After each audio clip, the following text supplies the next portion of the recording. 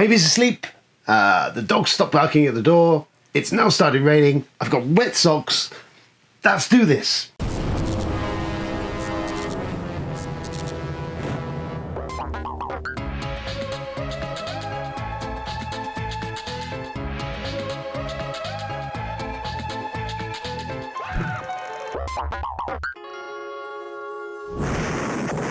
Hello and welcome to Who Dares Roses TV. I am your host Mike B. Little delay this week. It was my wedding anniversary on Monday and my 13th. Unbelievably, someone has endured me for 13 whole years. I think my mic.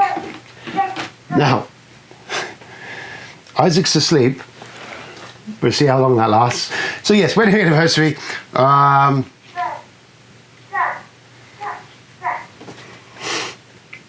This may be doomed to failure. Right, I'll tell you what's going to happen. I'm going to leave the video. I'm going to come back and we're going to have Isaac join us.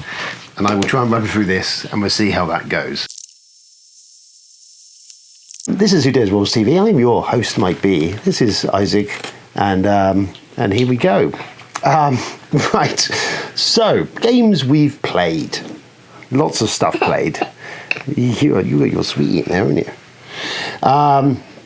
So what have we played? So this week, Friday, I got to play Liftoff, which was fresh from Kickstarter. It is kind of a bit like Survive Atlantis, set on a planet on a moon. You're aliens that start in the centre of the planet. You're trying to move to the surface, and then through a combination of cards that you will burn will allow you to lift aliens off. Different landing platforms have different values or fuel or stuff that will trigger them. Some need a certain amount of characters on them. Some will be triggered straight away. There's lots of to and fro, some multi-cards to stop you doing stuff, all that sort of things. So yes, base Survive, with just a bit more mechanisms purring away on top of it. It was enjoyable. I enjoyed it. It was fun. I just don't know whether I think it's any better than Survive. I really like Survive as a simple rules light. You can kind of crack on with that, and it's good. So I don't know. It was all right. It was entertaining. I definitely think it's maybe a little bit too complex for little kids, but bigger ones would probably get a lot of fun out of it because it allows you to be horrible to people. But yeah, generally on the whole, it was okay. It was all right. I wasn't blown away by it. I still think I prefer Survive, but as something with a little bit more going on, it was fitted nicely in that niche. So that was Liftoff. Then we had another crack at Monica's, because why wouldn't you?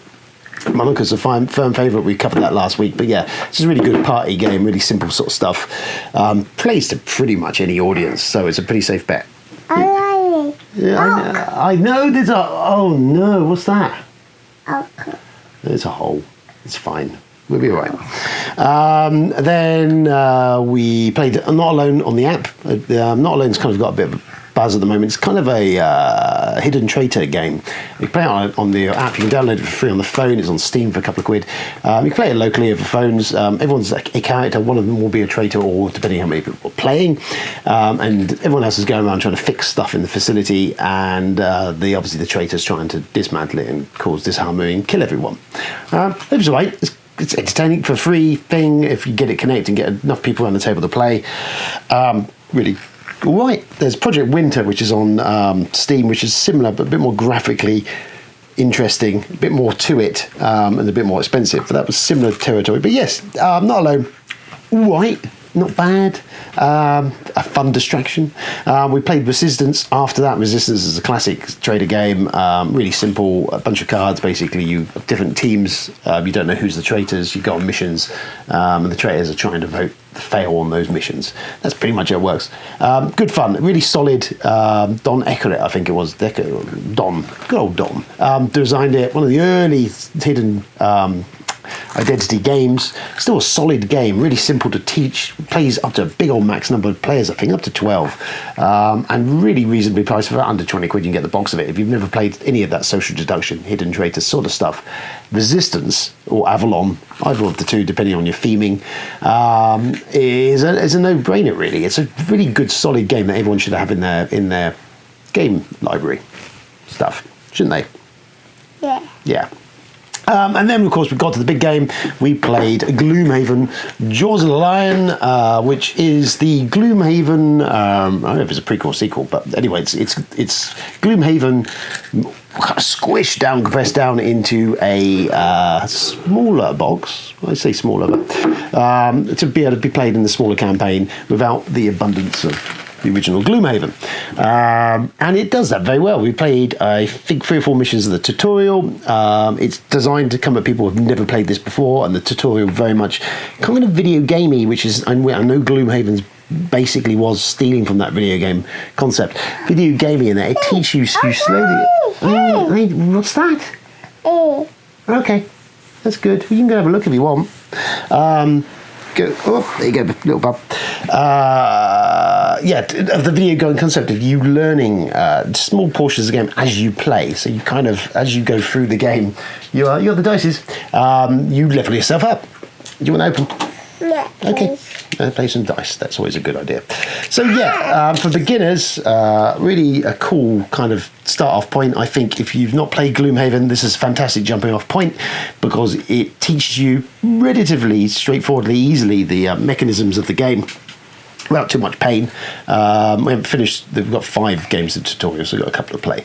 But yeah, we came to it obviously knowing, and we played a lot of Gloomhaven. Played like over a year of Gloomhaven. We have completed most of the main core quest line of the original Gloomhaven. Not played the new Forgotten Circles. Got that. Haven't played that yet.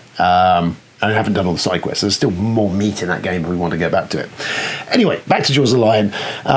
So we played it, yeah, we've got 4 classes. You don't have any level ups of classes. In Gloomhaven, you retire and you get more stuff. So it's cut down on the surprises, the coolness, but you get one class, which it takes you through, a healer, like a DPS, like a rogue, and a spellcaster, sort of stuff. That's kind of the gist. And that's it. Really good. If you are a fan of the kind of dungeon crawls, so it's not really what are you after? You want your truck. There you go, buddy. If you're a fan of dungeon crawls, there's things like Descent and all this. This is similar, however, it tweaks it in. It's more of an arena style game that you're playing cards. What have you got? Fly. I know. Fly. Okay, well you can look at that. A fly. Oh yeah. Well, you keep him in check if you wouldn't mind. Arena style game. If you play a couple of cards each game, you're trying to take out all the enemies, steal the treasure, take the stuff, finish quests. It's a very Marmite game. I think some people don't like it, what it does. I think obviously it's got a lot of buzz, so that's also got the haters out brigade.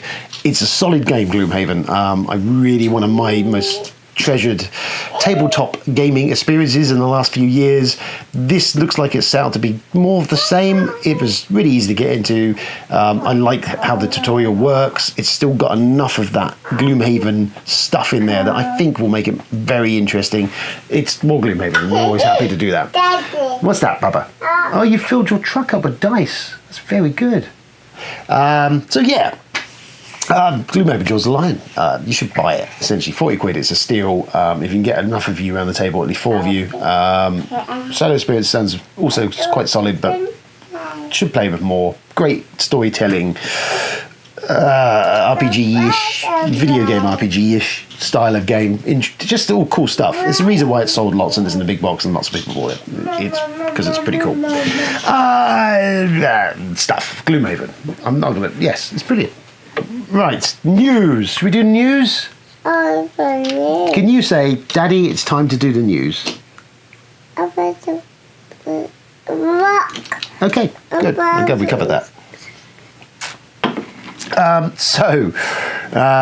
This week's news, thank you, bud, was Tabletop Gaming Live took place the weekend just gone. Well, apparently. It was kind of muted towards the last couple of weeks that it was happening. Then it happened. I didn't get to go to it. I was working the entire weekend anyway, so it was doing mates. Oh, thanks. Watch your head if you go under that table. Yeah, that happened. If anyone was there or went along to the virtual event or did anything that interested to maybe know what happened, it's not been the most astounding thing. Tabletop Live I saw last year went to. It was all right. They much had very restrained, smaller versions of the Games Expo that we know of. Thanks, buddy. But yes, it was all right. I'm not entirely... You coming back up? Oh, my goodness. Oh, wait, there you go.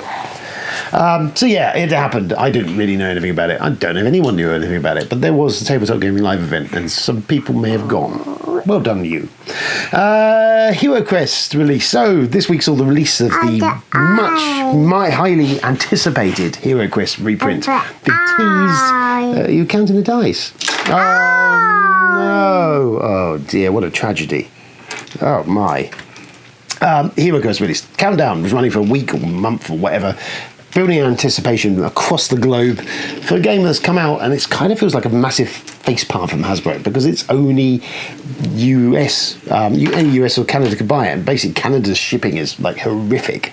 Looks like a very much polished up. I say polished in that the miniatures are improved and all the plastic and stuff is improved, the board and stuff, but essentially it doesn't look like they made any rules alterations at all. It's pretty much Heroquest, just blinged. Now I have Heroquest up here, which I think when you're a little bit older, we'll be able to play Heroquest because me and the other boys played it when they were younger. For that 5 to 6 to 7 year old age, it is just brilliant. It's a roll, a move. It's very basic. Some of it is broken rules wise. It's a bit of green stuff, isn't it? What's all that about? So yeah, for that sort of 5, 8, 9 age group, it's a solid game to play for what it is. It's nostalgia based. It is very simple. It is very straightforward. It is rolling dice, luck fest. It's random. I remember playing the two boys when they were a lot younger, and us, George managed to teleport for a wall and one shot the gargoyle. Much has been made of the bard. The Bardic broadcast video obviously has done more marketing and goodness for Heroquest than any amount of Hasbro's massive marketing budget could have done. But let's be clear, whilst I have lots of fun memories for Heroquest and I love Heroquest for what it was, it is a very simple game. It isn't worth, in my opinion, the hundreds of dollars that they are looking for Heroquest. If they could have brought it to mass market at a reasonable price, something kind of close to this price, 40, 50 quid, just boffed it out, I think it would have done well. A lot of nostalgic gamers would have grabbed it and got into it. A lot of new families and new gamers would have had an opportunity to get into it. This just feels like just a bit of a cash grab from Hasbro. Locking it down to a region, whether that's rights related, we don't know. And then kickstarting it in their own version. It all just seems a bit douchey. These guys aren't short of a penny or two, are they, Hasbro? Let's be clear. So yeah, generally, bit of a massively missed opportunity, a bit of a massively facepalm moment. And I've got Heroquest. I'll keep it. I'll play it when he's older. It's not one I get to the table to play with the guys I play with because it is very simple. It's just like, why be dicks about these things? Honestly, what a bunch of dicks. Would you like those dice back?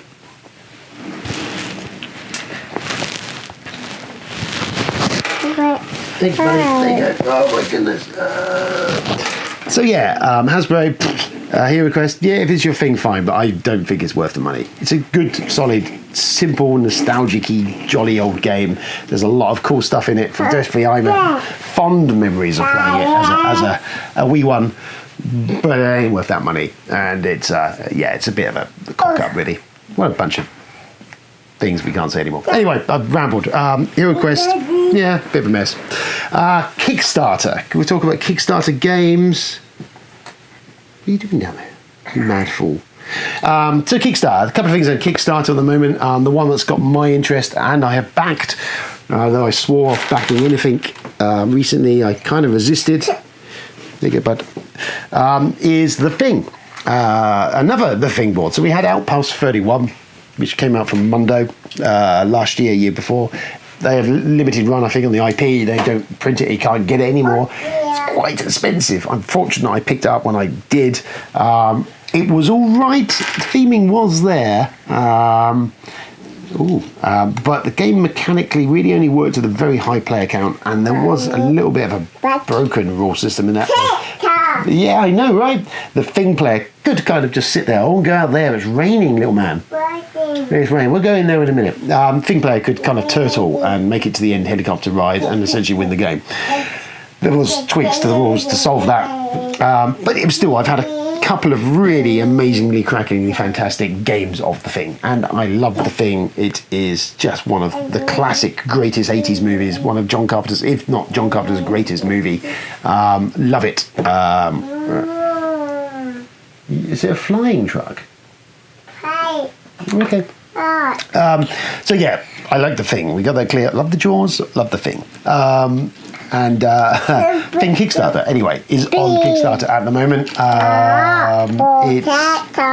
It's similar but different enough from the Mondo game to make me think that, yeah, it looks kind of cool. I like the infection mechanism that if you're kept in rooms with people, you're drawing cards of other players. So there's this whole bluff or double bluff, and you don't know who is infected, which is very much the Thing movie, and so it really should hopefully instill that level of paranoia and kind of suspicion across the game as it progresses. And it looks fairly good art-wise. The components are soliding up, the stretch rolls are popping out some good stuff. They've just announced today that there is an add-on, which I'm not a big fan of add-ons at Kickstarters. It's that stealth tax, it feels almost like. For about $35, you can essentially get the prequel movie as a board game as well with the base game. It's the Norwegian Camp. If you've seen that, it wasn't as good as the Thing. As things stand, it wasn't terrible. Just it got a lot of flack for the special effects, especially when there was a lot of practical effects in it that were then CGI'd over, not necessarily to a greater success. Anyway, so yes, the Thing Kickstarter, it is about $75 to buy into just the base game. Yes, darling. What's that? What are you looking at? Show me. The Dungeon Generic. No, you can't get that off. It's too big and heavy and full of stuff. You could have a look at Camel Up or Superhero Rhino Hero. You like those? So yeah, I've lost my trout. But yeah, the Thing. Looks kind of cool. I've backed it. I love the Thing. I was kind of predisposed to go for it anyway. Go and take a look at it. It might be for you. Whether I get the expansion or not, I don't know. We'll see. But yeah, kind of digging on it. It looks like I like what it's doing enough to think it's different enough, and it seems to capture the feel of the movie. And I've spoken enough about that. The other thing on Dino World. So Dino World is on there, which is kind of like the sequel to Dinosaur Island. Really like Dinosaur Island. Worker placement designed by John Gilmore. I've come from Betasaurus. John's not involved in this design. Don't know the name of the designer, top of my head. It's a new guy, I think. Looks a bit Suburbia-ish, kind of, with you building your park, kind of like Suburbia tiles, and then you kind of like the ride with the car through it afterwards. Looks good. The art and design looks fantastic. Looks very good. Lots of the same old stuff. Quite high on the Kickstarter for it. Yeah, I know, right? Did you believe it? Would you back Dinosaur World? Yeah. You would? Okay. So I don't know. It's a bit spicy. Most of the exclusive stuff, the Kickstarter stuff, all the bonus stuff is all just more dino meeples and screen printed dino meeples, lots of stuff. I know the original Dinosaur Island had similar. I never got the Kickstarter picked up at retail. I don't feel like I missed out on anything really from buying that retail copy. It's still perfectly playable. So I feel at the moment, whilst I'm enticed by it, I need to keep an eye on it. I think that I will probably wait for it to come out to retail, because I don't think I need all the crap that comes with it. It just seems to overburden what is essentially a solid-ish game, which I felt like the original probably did. Kickstarter bloat, I think that's the word we use. Anyway, yeah, so Dinosaur World, if that's your thing. I did enjoy Ireland. It's all right, it's solid. I don't know enough about this game to know I'd back it, but yeah, it looks all right. There was Tales of the Warlock, Return of the Gobcocker, which I found just purely with that name, the Gobcocker. And it looks exactly what you'd expect. It's sad basement drilling RPG fanatic, obsessed with women's tits. There's this awful semi-pornographic, badly rendered art available for it. It's an RPG supplement as far as I can tell, but just kind of pandering to the lowest common denominator. Just really, I thought we got past this sort of the level of sexualization of the female form. I love a pair of boobs, like the best man, like any man. You love a boob, don't you? Wait, you like a boob? Yeah. Yeah. But, yeah, I don't need it in my RPG, not in my face. So, yes, feel free to look at that and, what's all that about? So then we go on to Our nerdy corner pick. Nerdy corner pick for this week, I meant to bring the Blu-ray in or DVD and I've forgotten it, is the Iron Giant. So we've just started watching this with Isaac. Iron Giant is directed by Brad Bird. It was in the 90s, I think it was early 90s, 91, 92 maybe. Brad Bird, who directed The Incredibles, obviously went on to some live action stuff from one of the Mission Impossible movies and Tomorrowland. Did a lot of Simpsons episodes before he did this. Brad Bird based on the Ted Hughes poem that he wrote for his kids, I think after the loss of his wife, if I remember rightly. This doesn't bear much relation to it other than the real basic principles of the Iron Man, which is the Ted Hughes book. But as a animated, it's one of the last things to come out of Warner's animation department before they shut it down at the time. Hand-drawn animation. The Giant is CGI. It's one that all my kids have watched growing up and return to. It's one that I adore. It's probably one of the greatest American animated movies. I mean, it's up there with probably some of the Studio Ghibli, some of the Asian stuff, Japanese anime and bits. It's a deep, wonderful story. It makes me sob. Let's be honest, every time I watch it, at the very end of the movie, it makes me sob. And it's just brilliantly well done, brilliantly animated. Brad Bird himself had lost a sister to gun crime. She'd been shot and killed. And his thought process going through when pitching the movie was whatever gun doesn't want to be a gun anymore. And that's a deep thing for a kids animated show. It's, as I say, stunningly well animated. It's throwbacks to some classic, some superheroes, Superman, just lots of cool stuff, lots of really wonderful animation, hand-drawn animation, and the giant character is fantastic. It's got E.T. vibes, I suppose, to a point, but yeah, it's got a message there. It's entertaining. It doesn't hang around. It doesn't waste any time. Great cast of voice actors on there, and it's just a cracking movie. It's just a really well done. If you've never seen The Iron Giant, it's probably one of my top 10, if not one of my most favourite animated movies, because it's just so well done. I would strongly recommend that. What, the crisps? Yeah. Well, you threw them over there. What do I need to get them for? Go on, get on with it. Honestly. Ragamuffin. Don't give me that look. My goodness. Honestly. Iron Giant. Yeah, we really love the Iron Giant. I've rambled on. So there you go. This has been a very disrupted Who Dares Rolls TV. I think we'll call it there. It's been a week, hasn't it, really? Might be your host. This has been Isaac, the Who Dares Rolls baby. Say bye-bye, Isaac. Okay. Bye-bye to the people in the machine. Yeah. Yeah, say bye-bye. Bye-bye. We're off for now. We're going to eat some Wotsits and some ice gems, drink some Dr. Pepper and chill out, aren't we? Yeah. Yeah. Have a good week. Ta-da. And goodbye.